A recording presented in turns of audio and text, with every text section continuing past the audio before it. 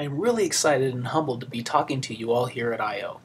In the next few minutes, I hope to show you something you may have never seen, something that may even make you rethink what you know about Google Script, and if we're lucky, we might even make a little magic in Google Sites. As a developer that is always on the go, hopping from computer to computer, I really appreciate the convenience of working in Google Script because it's a 100% web environment. This means I have the ability to develop for the web entirely on the web using Sites and Script. When Script Gadgets came to Sites, it was a marriage that gained the ability to give visitors real interaction and an opportunity to do things like hover over a product, pop up info cards. And the same technique can work for the educational setting, allowing teachers to better convey information to students in a more engaging way. I thought this is cool, but what if we could build an environment that accomplishes real-world work, but with the feel of a game? This led to the development of Andy, who has some tasks to perform for you today. Here we see Andy in his natural environment. You move Andy using the directional controls at the top of the screen. If you are wondering if Andy works on mobile devices, the answer is yes, and that is the beauty of Google Script UIs. They are very universal. First, let's have Andy go for a little walk over to his calendar. By using the Google Script Calendar service, we are able to get today's events from Andy's calendar and display them in a way that matches our theme. Now Andy can see that he needs to get a bit of writing done and heads over to Docs.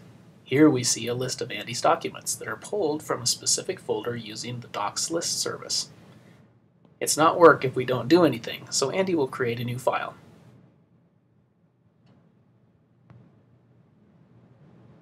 We've just created a new file, and as you can see, the list automatically updates. Moving on, it's time for Andy to get social, and that means connecting to some services outside Google Script. Using the URL fetch service, Andy can check the news and see his friend's latest buzz. Say thank you, Andy. Now that you have seen a bit about rich interactive UIs in Google Script, I would like to spend the next few minutes explaining how the UI is laid out and how Andy moves. Think of the UI app application as a painter's canvas. You start with a little gesso, and then you add more color that turns into things like mountains and trees and airplanes and so on. In painting, depth of field is created by painting over the top of something else. In the UI app, as you add widgets to the UI, they go below the last item on the page, not over the top. In this example, we add two grid widgets to the UI app, which stack on the page in the order they were added. Once a grid is on the page, widgets can be added to the grid in any order and placed according to the cell location of the grid we assign them. This gives you the same look and feel as a table or div-based web page and behaves much the same way. Most UI apps are constructed with this method. However, for the Andy app, this presents a problem because only one element can exist in a given place at one time. Andy needs to move all over the page and interact with other widgets.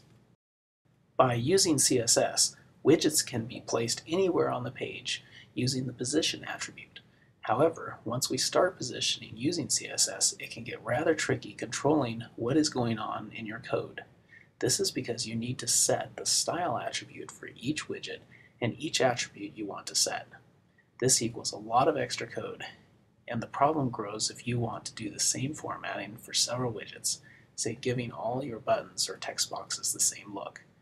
My solution to this is to write your CSS similar to how you normally do, and then apply it to a widget using a simple function. Here we see a function that takes a CSS object and processes through each property and applies the style to the given widget. Now you can write your CSS in nearly the same way you do now. Note the colon in place of the comma. To make Andy move, we set XY coordinates as a start location in the script properties. That way we can call for his location from anywhere in the script using, for example, getPropertyX. Next, a CSS object that controls Andy's position as we discussed in the last slide.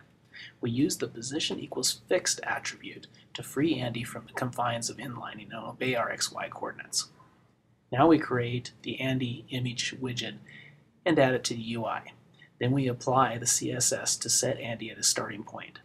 In order to move Andy, we will use some buttons on the UI. One could use the arrow keys on the keyboard as well, or even a combination of both. I chose buttons so that Andy would be easy to use on a touch screen. Each arrow is an image with a click handler attached. It is important to note that we have set the ID of each arrow to represent the direction. This will enable us to use only one function that reads which arrow was pressed. Each time a direction arrow is pressed, the move function will run. First, we'll get the position from the script properties so we know where Andy is now. Then the direction of the arrow press is determined with an if statement using the e-parameter source, which reads the ID of the caller. Here, an additional if stops Andy when he gets to the side.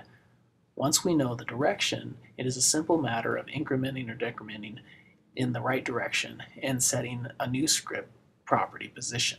Apply the CSS, return the call, and Andy moves. I hope that this short example helps you go out and create some interesting and highly interactive apps.